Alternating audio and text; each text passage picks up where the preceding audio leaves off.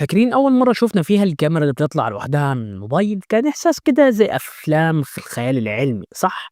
وفجأة بقت كل الشركات بدأت تدمنها وقُلنا خلاص المستقبل هو الكاميرات المنبثقة، بس بعد بشوية كده بوم اختفت تمامًا، ليه؟ وإيه السبب الحقيقي؟ ويا ترى إيه الشركة اللي استخدمتها أصلًا؟ تعالوا نفك اللغز ده مع بعض. قبل ما نبدأ انزل اعمل لايك للفيديو علشان يوصل لأكبر عدد. أول حاجة الكاميرا الملصقة، الفكرة كانت بسيطة بس عبقرية، بدل ما الكاميرا الأمامية تكون باينة وتبوظ شكل الشاشة، الشركة قررت تخبيها جوا الجهاز تطلع بس وقت ما تحتاجها، وده كان بيديك تجربة شاشة كاملة من غير نوتش ولا صوت. حركة جامدة صح، بس ورا الجمال ده كان في مشاكل كتير. تعال نروح لأشهر الموبايلات اللي استخدمتها. أشهر الموبايلات اللي استخدمتها اوبو فايند اكس 2018، اول موبايل يخطف الانظار بالكاميرا المنبثقه اللي كانت بتطلع بشكل كامل مع التصميم الفخم، وفيفو نيكست كده من اول الاجهزه اللي قدمت الفكره دي بشكل عملي. وون بلس 7 برو كان من افضل الموبايلات اللي استخدمت الكاميرا دي بتقنيات ممتازه وسرعه في الاداء. وشاومي مي 9 تي وريدمي كي 20 من اشهر الموبايلات الفئه المتوسطه اللي قدمت اداء عالي وسعر منافس. كمان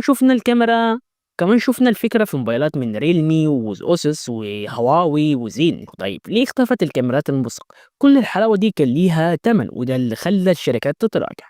أول حاجة المتانة مش مضمونة، الكاميرات كانت ميكانيكية ومع كتر الاستخدام بتبدأ تبوظ أو تتعطل بسرعة. تاني حاجة مش ضد المية ولا تربة، فتحات الحركة كانت نقطة ضعف كبيرة وبتدخل منها مية أو غبارة بسهولة.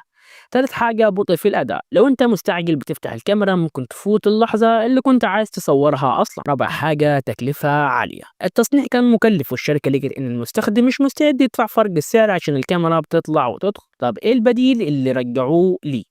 الشركات رجعت تاني للكاميرات اللي جوه الشاشة أو النوتش أو الثقب لأنها أرخص وعملية أكتر والمستخدمين كانوا راضيين بيها أصلا. ورأيي الشخصي هنا أنا شايف إن الكاميرات المبصقة كانت فكرة عبقرية جدا، بس وقتها ما كانش مناسب والتقنيات ما كانتش متطورة كفاية علشان تنجح فعلا.